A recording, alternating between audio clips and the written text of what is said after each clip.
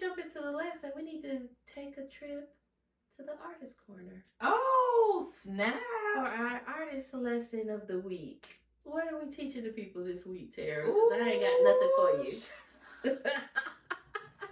Chile, like, on the spot. I'm supposed to have a lesson plan for the people. My bad. You know, you used to be a teacher, so you know how it goes. You got to pull an I audible. Prepared. I used to prepare for my lessons. You know, sometimes though they be like, "We got to get this. You just do what you can with the students." Artist corner. What would you like the people to know this week? I love that. I think we should talk about being more creative, leaning into our creativity, and not just doing what everyone else is doing. You know what I'm saying? What do you mean by that?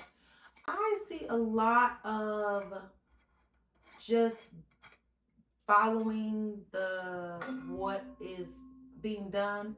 Like, one person wears onesie, everybody's wearing onesies.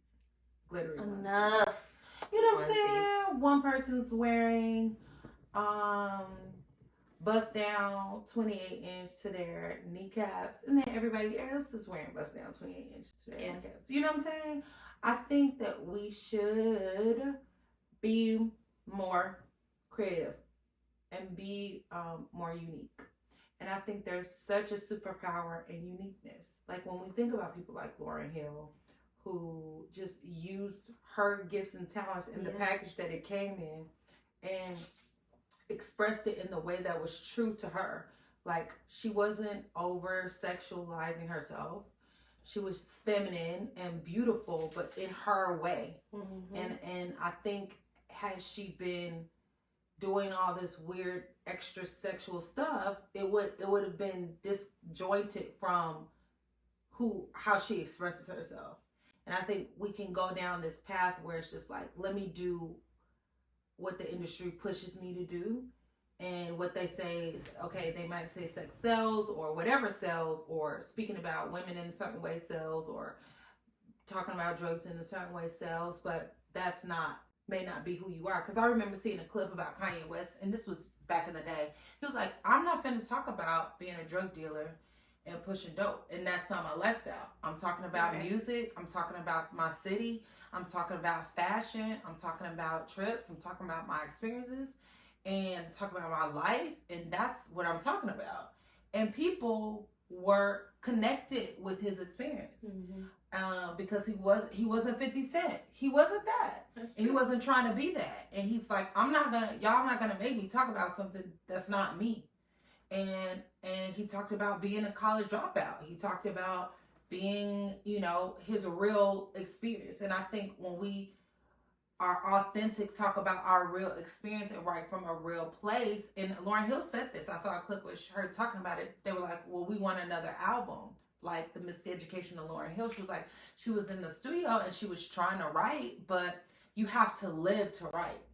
You have to live to create from an authentic place. And so if you haven't been living and having life experiences, then it's hard to create. If you don't see anything new, you don't travel, you don't go anywhere, you don't meet any new people, have hard times, or have difficult, or have a relationship that goes south, or have a relationship that's great, that you can talk about real love. Like, if you don't have life experience, it's hard to create and write from an authentic place, or experience with God or whatever. If you don't even, like, writing gospel music, like, if you don't spend time with God, you can't write good gospel, like, you can't write good spiritual songs if you don't have a good experience. They talk about Amazing Grace, that is really has a weird story to it. Have you ever heard this story about Amazing Grace? I actually have never heard the story. That is like, ruin Amazing Grace for me? That he was like a slave owner, and then he came to light and saw that all the things he was doing was wrong, and then he talked about the grace of God. Somebody look that up. I mean, I believe you getting saved, but like that's weird. Like, a lot of the songs that we have loved, and if they really penetrate your heart, they come from a very real experience. And I know, just as a writer, one of my singles, the song that people like the most is a song that hurt me the most.